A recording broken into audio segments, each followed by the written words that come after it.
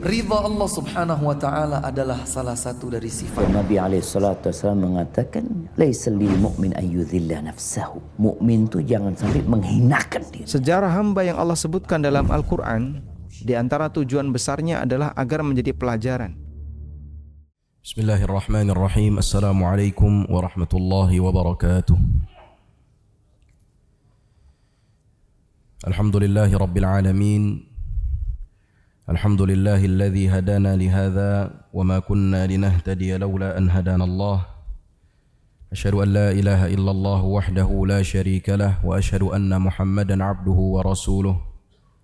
La nabiyya ba'dah. Allahumma salli wa sallim ala nabiyyina Muhammadin wa ala alihi wa ashabihi ajma'in. Allahumma anfa'na bima 'allamtana wa 'allimna ma yanfa'una wa zidna 'ilman nafi'an wa alhiqna bis salihin. Rabbi shrah li sadri wa yassir li amri wahlul 'uqdatam min lisani yafqahu qawli. Para hadirin dan hadirat yang dimuliakan Allah, alhamdulillah pada siang hari ini setelah melaksanakan salat zuhur secara berjamaah, kita akan melanjutkan kajian kita dari kitab Al-Arba'in An-Nawawiyah, dan kita akan masuk ke hadis yang ke-6 yang tema besarnya adalah halal, haram, syubuhat dan juga hati. An Abi Abdullah An-Nu'man bin Bashir radhiyallahu anhuma qala, dari Abu Abdullah An-Nu'man bin Bashir radhiyallahu anhuma, ia berkata, sami'tu Rasulullah sallallahu alaihi wasallam yaqul, saya mendengar Rasulullah sallallahu alaihi wasallam bersabda, innal halala bayyinun wa innal harama bayyinun. Sesungguhnya yang halal itu jelas dan sesungguhnya yang haram itu juga jelas. Wa bainahuma umurun mushtabihat, dan di antara keduanya ada perkara-perkara yang samar, yang syubhat. La ya'lamuhunna katsirum minan nas, tidak ada yang mengetahuinya atau kebanyakan manusia tidak mengetahuinya. Faman ittaqa syubuhat istabra'a li dinihi wa irdih. Barang siapa yang menjauhkan diri dari syubuhat, maka dia telah membebaskan dirinya atau membebaskan agamanya dan juga kehormatannya. Wa man waqa'a fi syubuhat waqa'a fil haram, dan barang siapa yang jatuh kepada perkara yang syubuhat, maka ia jatuh kepada perkara yang haram. Karra'i yar'a haula al-hima yushiku an yaqa'a fi, seperti seorang pengembala yang mengembalakan binatang gembalaannya di sekitar batasan, maka hampir saja ia jatuh ke dalamnya. Ala wa inna likulli malikin hima, ketahuilah sesungguhnya setiap raja itu memiliki batasan. Ala wa inna himallahi maharimuh, ketahuilah sesungguhnya batasan Allah adalah apa-apa yang Allah haramkan. Ala wa inna fil jasadi mudghah, ketahuilah sesungguhnya di dalam jasad itu ada segumpal daging. Idza salahat salahal jasadu kulluh, kalau segumpal daging itu baik maka seluruh tubuh akan baik. Wa idza fasadat fasadal jasadu kulluh, namun jika segumpal daging itu rusak maka seluruh jasad akan rusak. Ala wahyal qalbu, ketahuilah itu adalah, atau segumpal daging itu adalah al-qalb, adalah hati atau jantung. Rawahul Bukhari wa Muslim. Hadis riwayat Al-Imam Al-Bukhari dan Al-Imam Muslim. Artinya hadis ini merupakan hadithun muttafaqun alaih, hadis sahih. Hadirin yang dimuliakan Allah, hadis ini diriwayatkan oleh seorang sahabat yang bernama An-Nu'man bin Bashir. Dan sahabat ini termasuk sahabat yang junior, karena baru dilahirkan 2 tahun setelah hijrah. Artinya ketika Rasulullah sallallahu alaihi wasallam wafat pada tahun 11 Hijriah, usia beliau baru 8 atau 9 tahun. Dan beliau berkata, saya mendengar Rasulullah sallallahu alaihi wasallam bersabda. Dari sini kita tahu bahwa kalau kita baca atau belajar dalam ilmu hadis, maka riwayat seseorang yang belum baligh itu bisa diterima selama dia sudah mumayyiz. 8 atau 9 tahun kira-kira sudah baligh atau belum, Pak? Belum ya? Belum. Nah, di sini Nu'man bin Bashir mengatakan saya mendengar Rasulullah. Sedangkan Rasulullah wafat ketika usia beliau 8 atau 9 tahun. Berarti beliau mendengar hadis ini maksimal ketika usia beliau 8 atau 9 tahun, belum baligh. Dalam ilmu hadis disebutkan bahwa riwayat seorang perawi yang belum baligh itu diterima selama dia mendengar hadis tersebut dari gurunya, atau kalau sahabat berarti dia mendengar hadis tersebut dari Rasulullah ketika dia sudah mumayyiz. Apa itu mumayyiz? Mumayyiz idza fahimal khitab wa raddal jawab. Kalau dia sudah bisa diajak bicara dan sudah bisa menjawab pembicaraan dengan nyambung, itu namanya mumayyiz. Biasanya mumayyiz itu lebih dulu dibanding baligh. Gitu Pak ya. Anak-anak mumayyiz usia berapa biasanya? 6 tahun, 7 tahun. Usia 6 tahun, 7 tahun, 8 tahun itu sudah mulai bisa diajak untuk bicara. Sudah mulai bisa disuruh dan dilarang. Kalau usia 3 belum ya. Usia 3 belum bisa dilarang. Masih harus dijagain sama emaknya, sama bapaknya. Usia 4 mungkin sudah mulai bisa dilarang. Sudah mulai bisa diajak bicara tapi belum sempurna tamyiznya, mumayyiznya belum sempurna. Nah, biasanya sempurna itu usia 7 tahun. Makanya Rasulullah memerintahkan kita untuk mengajarkan salat kepada anak kita ketika berusia 7 tahun. Ya kan? Dari sini sebagian ulama menganggap bahwa usia sempurna mumayyiz itu ketika usia 7 tahun. Hadirin yang dimuliakan Allah, Nu'man bin Bashir berkata, sami'tu Rasulullah sallallahu alaihi wasallam yaqul, saya mendengar Rasulullah sallallahu alaihi wasallam bersabda, sesungguhnya yang halal itu jelas dan yang haram itu jelas. Dan di antara keduanya ada perkara-perkara yang samar ya. Perkara-perkara yang syubhat. Dari hadis ini atau dari potongan hadis ini ada satu pelajaran besar yang bisa kita ambil, yaitu bahwa agama Islam ini agama yang tidak hanya berfokus pada urusan teologi saja, juga tidak hanya berfokus pada urusan akhlak saja, tapi juga ada satu syariat yang dibawa. Ada satu syariat yang dibawa. Dan syariat ini seperti pedoman nih.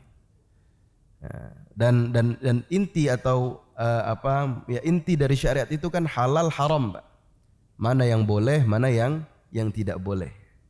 Dan saya rasa agama atau satu-satunya agama zaman sekarang yang masih menjaga syariatnya ya cuman Islam. Cuman Islam ya. Kalau yang lain mungkin syariatnya sudah hilang, sudah tidak ada lagi yang mengamalkannya, sudah tidak ada lagi yang mempelajarinya, sudah tidak ada lagi yang mengabadikannya. Kebanyakan agama-agama yang lain itu hanya fokus pada urusan teologi saja. Tuhan mereka siapa, lalu konsep ketuhanan mereka seperti apa. Adapun syariat, mana halal, mana haram, itu hanya Islam yang punya, Pak. Yang lain tidak ada yang punya. Makanya yang non-muslim biasanya mengenalnya atau di barat sana biasanya hanya mengenal ini legal, ini tidak legal. Kan gitu ya. Legal itu ya legal menurut undang-undang negara mereka. Tidak legal ya tidak legal menurut undang-undang negara mereka. Adapun Islam punya satu syariat, halal haram. Dan ini seperti pedoman bagi manusia. Ketika seseorang masuk ke dalam agama Islam, maka dia harus siap, harus menerima konsep halal haram, harus menerima konsep syariah dalam kehidupan mereka. Jadi harus siap diatur bahasanya, Pak. Ketika seseorang sudah berikrar, saya ini muslim, maka dia sejatinya harus siap untuk diatur. Jadi ibarat kalau orang masuk ke ruangan, Pak, masuk ke ruangan ya, atau masuk ke sebuah perusahaan lah. Perusahaan itu kan pasti punya peraturan kan, peraturan-peraturan yang harus ditaati. Mana yang boleh dilakukan di perusahaan ini, mana yang tidak boleh dilakukan. Ya, kalau tidak siap untuk melakukan atau menaati peraturan tersebut, ya maka jangan masuk perusahaan itu kan gitu ya. Atau misalkan ada ruangan besar ya, ruangan ballroom gitu ya. Biasanya kan ada peraturannya. Peraturan ballroom. Misal 1 dilarang merokok, 2 apa, 3 apa dan seterusnya. Ya. Maka orang yang masuk ke dalam ballroom tersebut ya harus terikat mengikuti peraturan tersebut. Kalau nggak siap mengikuti peraturan itu ya maka jangan masuk ke dalam ballroom. Kalau dia merokok misalkan dalam ballroom yang ber-AC pasti ditegur oleh pengurus ballroom gitu ya. Nah, begitu juga Islam. Islam ada aturannya, ada syariatnya. Ada syariat dan syariat ini konteksnya atau fokusnya adalah masalah halal haram. Ada halal, ada haram. Maka inilah yang harus kita ikuti. Jangan sampai kita sebagai seorang muslim kita mengaku Islam tapi anti dengan konsep syariah. Kalau ngomong halal haram alergi. Jangan sampai demikian. Ada yang mengatakan sekarang ngapain sih agama ini masuk ranah privat. Ini kan urusan ranah privat. Suka-suka saya dong. Ini kan privasi saya. Ngapain agama ngatur-ngatur. Nah, kan ada yang bilang begitu sekarang Pak ya. Padahal dia muslim. Nah, harusnya muslim tidak boleh berkata demikian. Karena kalau dia sudah ikrar bahwa dia muslim, maka dia harus siap diatur oleh Allah Subhanahu wa taala. Dan satu hal yang harus kita yakini bahwa aturan-aturan yang Allah turunkan, yang Allah berlakukan kepada hamba-hambanya tidak lain tidak bukan kecuali untuk kemaslahatan hamba tersebut. Ya seperti tadi ballroom punya peraturan, tujuannya kan untuk kemaslahatan bersama, kan gitu ya. Perusahaan juga punya peraturan, ya tujuannya untuk kemaslahatan bersama. Allah menurunkan syariatnya, mana yang boleh, mana yang tidak boleh, yaitu untuk kemaslahatan umat manusia sendiri. Jadi bukan untuk keuntungan Allah, bukan untuk tidak akan menambah kekuasaan Allah atau menguranginya, tidak gitu ya. Jadi ketaatan kita kepada Allah tidak akan menambah kekuasaan Allah, tidak akan mengurangi kekuasaan Allah, atau kejahatan kita, ketidaktaatan kita, ketidakpatuhan kita juga tidak akan mengurangi kekuasaan Allah Subhanahu wa taala. Itu semua Allah turunkan demi kemaslahatan kita umat manusia. Di sini Rasulullah mengatakan yang halal itu jelas ya. Yang halal jelas, dan dalam urusan muamalah, dalam urusan dunia, kaidahnya yang halal adalah segala sesuatu yang tidak diharamkan oleh dalil. Segala sesuatu yang tidak diharamkan oleh dalil maka hukumnya halal. Itu dalam urusan muamalah, dalam urusan dunia. Jadi kalau kita tanya apa hukum semangka, hukumnya halal, mana dalilnya? Ya nggak akan ada hadis yang mengatakan sesungguhnya semangka halal, nggak ada, gitu ya. Tahu dari mana kalau semangka itu halal? Karena tidak ada dalil yang mengharamkan semangka. Kita mau makan apa? Jeruk ya, daging ayam misalkan, halal atau haram? Ya halal. Mana dalil yang menghalalkan? Nggak bakal ada. Nggak ada hadis yang mengatakan daging ayam itu halal ya. Terus tahu dari mana bahwa ayam itu halal? Karena tidak ada dalil baik dari Al-Quran maupun hadis yang menyatakan bahwa daging ayam itu haram. Maka dia hukumnya halal. Jadi al-aslu fil asya al-ibahah. Hukum asal segala sesuatu itu adalah boleh. Hatta yadulla dalilun ala tahrimihi. Sampai ada dalil yang mengharamkan. Ini bertolak belakang dengan hukum asal dalam urusan ibadah yang kita bahas dalam hadis yang kelima itu, dalam pembahasan hadis yang kelima, al-aslu fil ibadah at-tahrim. Hukum asal ibadah itu haram. Hatta yadulla dalilun ala masyru'iyatihi. Sampai ada dalil yang mensyariatkannya. Jadi kalau urusan ibadah tanya mana dalil yang mensyariatkannya. Kalau urusan dunia maka tanya mana dalil yang mengharamkan. Urusan dunia selama tidak ada yang mengharamkan maka halal. Urusan ibadah selama tidak ada dalil yang mensyariatkan maka jangan dilakukan, gitu ya. Karena itu bisa berpotensi menjadi hal yang baru dalam agama atau yang dikenal dengan bid'ah. Begitu juga Rasulullah mengatakan wa innal harama bayyin, yang haram juga sudah jelas ya. Yang haram berarti yang disebutkan haram oleh Al-Quran atau hadis secara spesifik atau hanya disebutkan ciri-cirinya, gitu ya. Ada yang disebutkan haram secara spesifik, disebutkan barangnya, bendanya. Ada yang tidak disebutkan barangnya, tidak disebutkan bendanya, tidak disebutkan jenisnya, tapi hanya disebutkan ciri-cirinya. Yang jelas disebutkan bendanya, misalkan seperti darah ya. apalagi bangkai, lalu daging babi dan segala sesuatu yang disembelih atas nama selain Allah atau tidak menyebutkan nama Allah. Itu yang disebutkan secara spesifik. Dan juga ada hal-hal lain, khamar misalkan, judi, zina, itu disebutkan secara spesifik. Ada yang tidak disebutkan secara spesifik, hanya disebutkan ciri-cirinya. Ya kan? Misalkan yang bertaring, ya. Makanya kucing haram apa halal?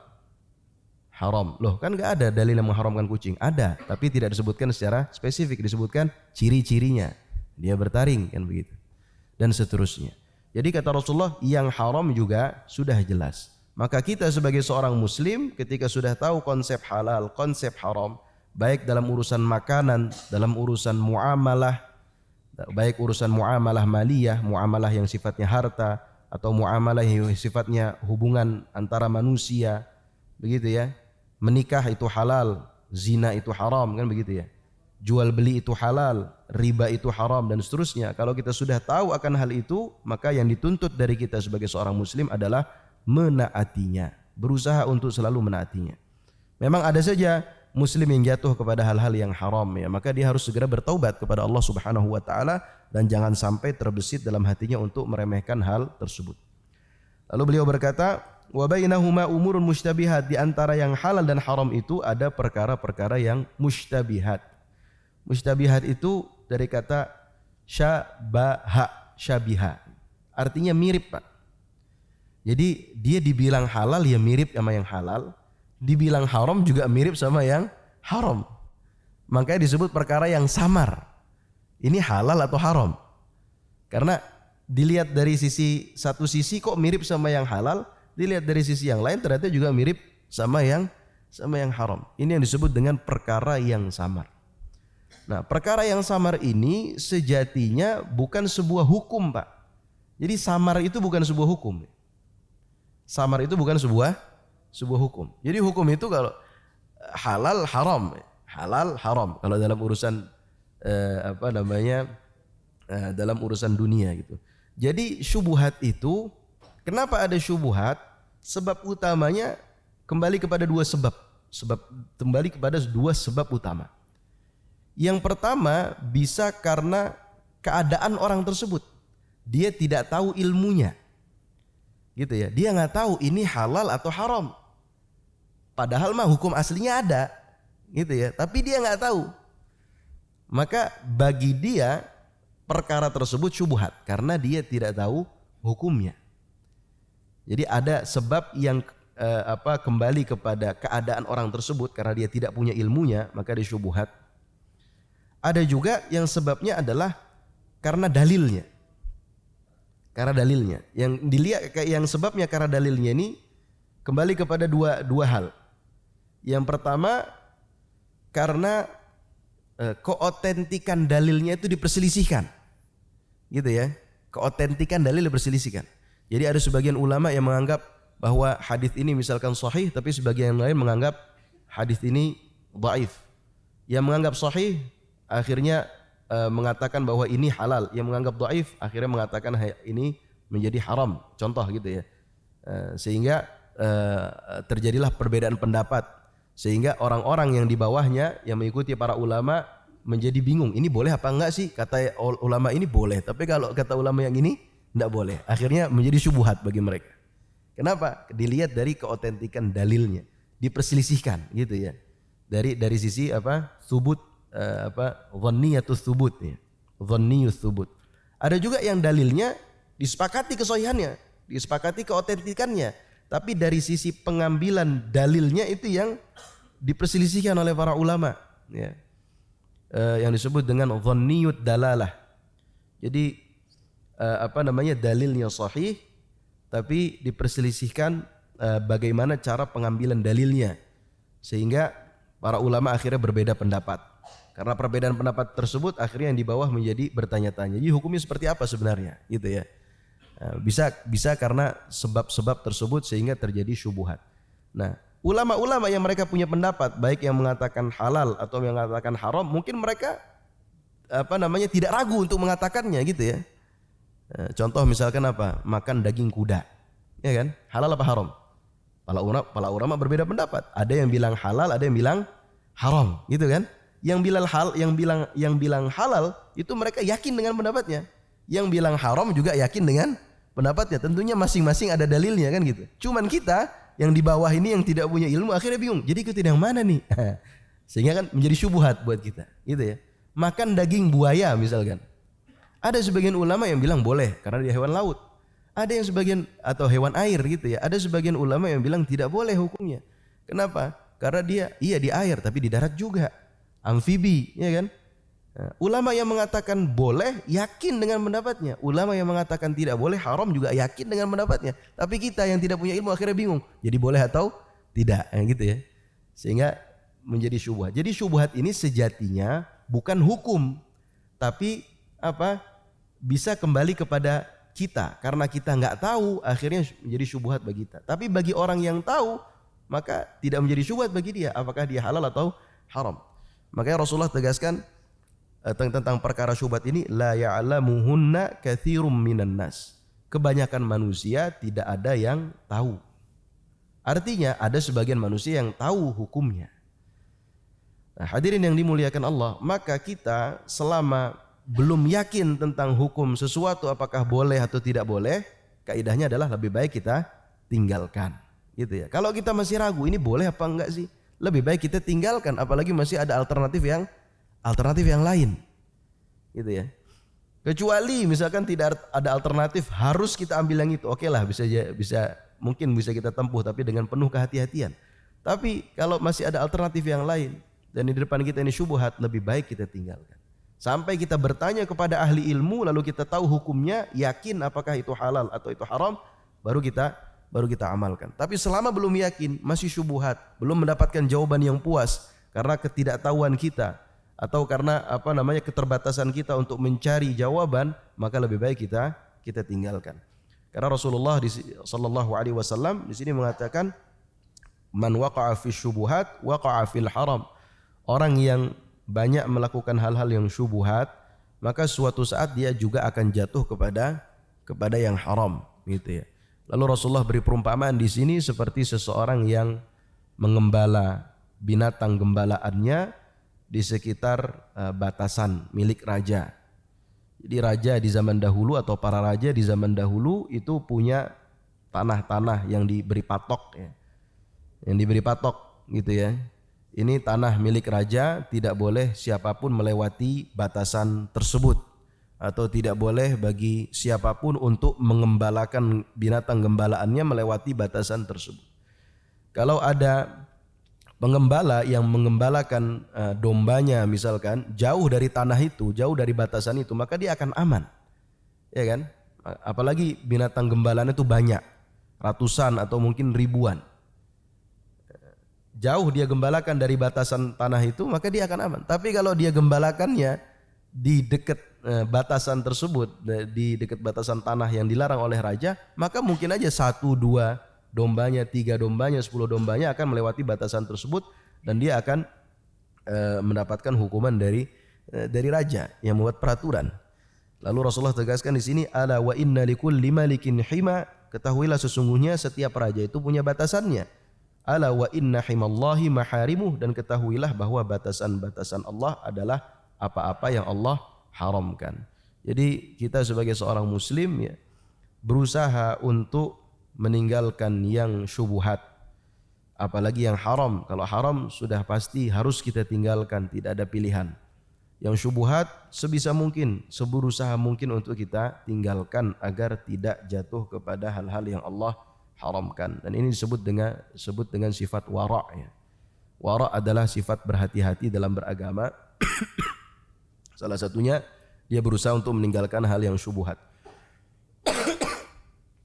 Bahkan orang yang wara'nya tinggi, dia bukan hanya meninggalkan yang syubhat saja, tapi dia juga meninggalkan hal-hal yang boleh. Hal-hal yang boleh itu dia tinggalkan kalau dia rasa hal yang boleh itu bisa mengantarkan dia kepada hal yang syubhat atau kepada hal yang haram. Orang-orang yang wara'nya tinggi demikian. Ada kawan saya, orang zaman sekarang punya HP yang monokrom, Pak. Punya HP yang monokrom itu, yang cuma bisa telepon sama SMS doang. Monokrom ya bahasanya. Ya, kalau ditanya kenapa kok nggak beli HP yang agak bagusan? Kata dia, ya boleh. Cuman kalau saya punya HP agak bagusan, nanti kan punya Instagram, punya Facebook, punya YouTube, setiap hari jadi melihat hal-hal yang tidak baik. Ya kan? Jadi ada orang-orang yang memang Allah beri dia kelebihan, yaitu punya sifat wara' yang tinggi, berhati-hati dalam beragama, sampai hal-hal yang boleh pun dia tinggalkan kalau dirasa hal yang boleh itu akhirnya bisa mengantarkan dia kepada hal yang haram gitu. Ini HP Pak, kan boleh kan kita miliki ya? Boleh. Boleh. Tapi kalau ternyata akhirnya HP ini mengantarkan kita kepada haram kan? Kalau orang yang punya sifat wara' tinggi, mungkin dia akan tinggalkan itu. Tapi sedikit orang yang bisa demikian. Itu orang-orang yang Allah benar-benar Allah beri beri taufik. Hadirin yang dimuliakan Allah, lalu Rasulullah mengingatkan bahwa di dalam hati kita ada segumpal daging yang disebut dengan al-qalb ya. Al-qalb ini bisa dimaknai dua. Dimaknai sesuatu yang non materi disebut dengan hati. Manusia kan punya hati, Pak. Hati yang dimana dia merasa sedih, merasa bahagia dan seterusnya. Itu hati, itu yang disebut dengan hati. Hati yang digunakan untuk merasa itu kan nggak ada wujudnya, Pak. Ada wujudnya nggak itu? Apakah ada anggota tubuh tertentu yang akhirnya dia dengan anggota tersebut bisa merasakan sedih, merasakan senang? Nggak ada kan? Itu hati, betul namanya hati, tapi bukan hati liver, beda kan? Ya kan?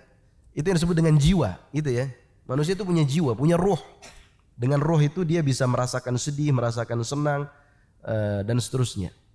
Nah, itu makna yang pertama dari kata al-qalb. Ya. Jadi al-qalb bisa dimaknai hati, bisa dimaknai hati tapi non materi, bisa juga menjadi salah satu anggota tubuh kita, sesuatu yang materi, material, yaitu jantung. Al-qalb itu jantung, maka dalam bahasa Arab penyakit jantung disebut dengan amrad al-qalb, penyakit jantung. Nah, intinya bahwa di dalam tubuh kita ini ada hati yang kalau hati ini baik maka seluruh anggota tubuh itu akan menjadi baik ya. Seluruh anggota tubuh menjadi baik. Tapi kalau hati ini rusak maka seluruh anggota tubuh menjadi rusak. Maksudnya apa? Maksudnya bahwa kalau hati kita ini baik, maka kita akan menggunakan anggota tubuh kita untuk menjalankan ketaatan kepada Allah. Karena ketaatan ini kan ada yang sifatnya zahir, berkaitan dengan anggota tubuh. Kalau orang hatinya baik, maka dia akan gunakan tubuh ini untuk melangkah pergi ke salat nih. Pergi menuju salat ya, pergi menuju Baitullah untuk haji umrah, dia akan berpuasa, dia akan melakukan hal-hal yang baik, dia akan bersedekah dan seterusnya, dia akan berakhlakul karimah kepada orang lain, dia tidak akan menggunakan kekuatan tubuhnya untuk memukul, untuk menzolimi orang dan seterusnya. Tapi kalau orang hatinya sudah rusak, maka tubuhnya juga akan rusak. Oleh karena itu kalau kita lihat ajaran agama Islam secara keseluruhan itu memang sangat fokus kepada hati. Sangat fokus kepada hati, bagaimana agar kita dilatih untuk membersihkan hati kita dari penyakit-penyakit hati, sehingga urusan muamalah dengan orang lain kita bisa tetap baik, dan juga kita dilatih untuk membersihkan hati dari dosa-dosa ya, agar muamalah kita dengan Allah, ibadah kita dengan Allah Subhanahu wa taala juga menjadi ibadah yang maksimal. Semoga hadirin yang dimuliakan Allah, kita bisa mengamalkan hadis yang ke-6 ini dan kita semua selalu diberi taufik oleh Allah Subhanahu wa taala. Ini mungkin yang bisa saya sampaikan pada kesempatan siang hari ini, semoga bermanfaat. Aqulu qawli hadza wa sallallahu ala nabiyyina Muhammadin wa ala alihi wa sahbihi wa sallam. Subhanakallahumma wa bihamdika asyhadu an la ilaha illa anta astaghfiruka wa atubu ilaik. Wassalamu alaikum warahmatullahi wabarakatuh.